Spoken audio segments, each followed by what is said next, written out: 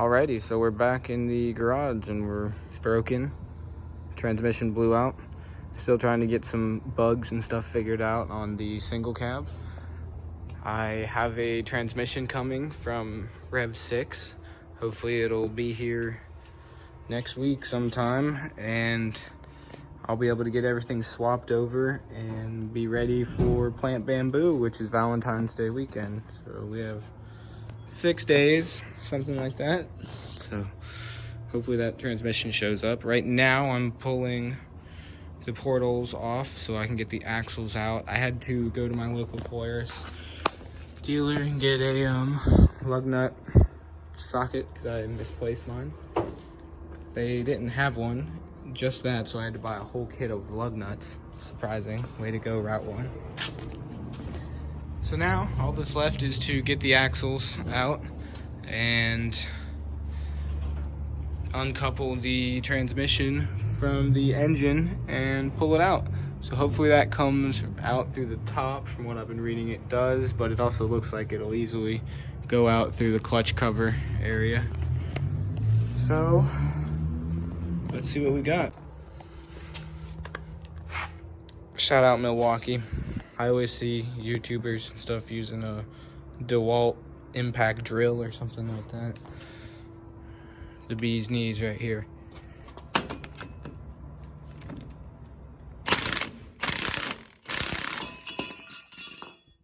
Yes, sir. Getting to this phase here was fairly easy. I must say, I was getting myself positioned where I had good camera view and I could talk. Getting to this point right here was very easy. First step, you got to blow the case out of the bottom of your transmission, and then you find a spare one, right? Or a already built unit. And so you gotta send these off for a core. Hopefully, maybe, if it didn't split both sides of the case. We shall see what mine did here in a couple minutes. It really wasn't difficult to get to this point. You got to remove the portals, wheels, tires, all of that to get the axles out of the transmission. Working on that now. Disconnect your fuel lines, your injectors, map sensor, throttle body, intake boots, and snorkel piping. That comes off. Hopefully you already know you have your air box off at this point. Shouldn't have to tell you that. Pull all your intakes, everything off, fold the harness out of the way, disconnect the speed sensor and the turf mode solenoid. Remove your clutch cover lid.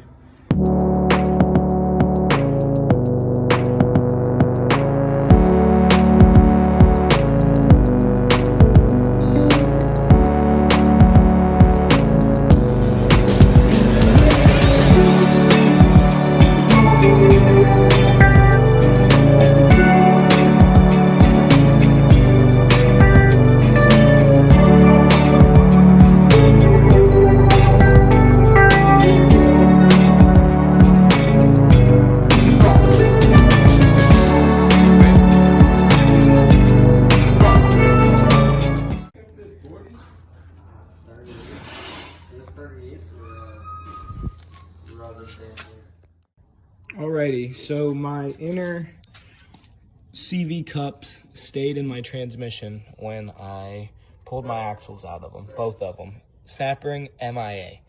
I have now combined a Harbor Freight slide hammer, and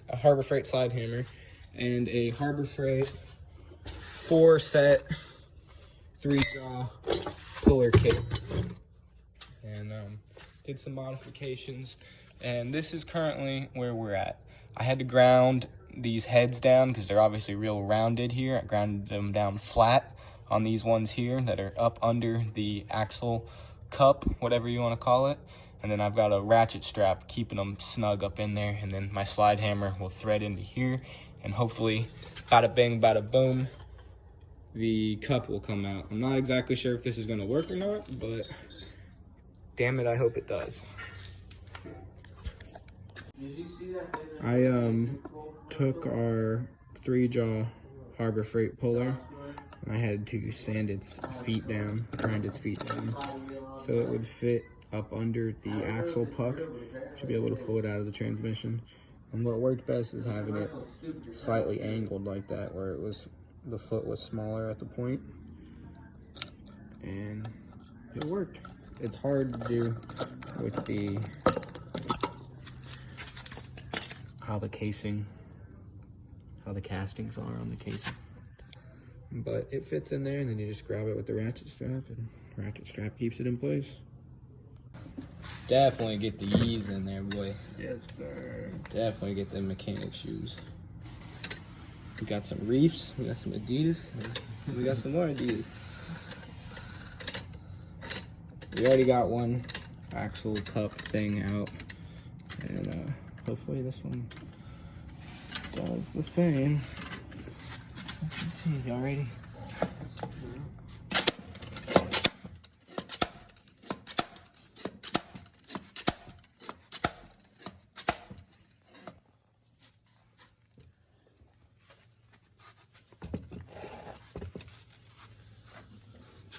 Ready?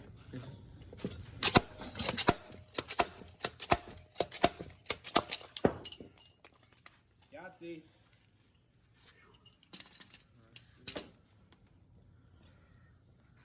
That's some bitch right there. Never seen water before.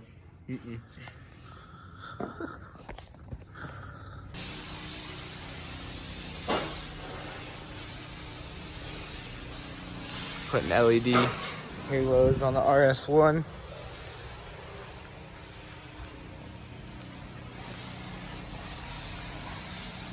Portal's coming soon. Then the turbo kit for my dog. Tell him.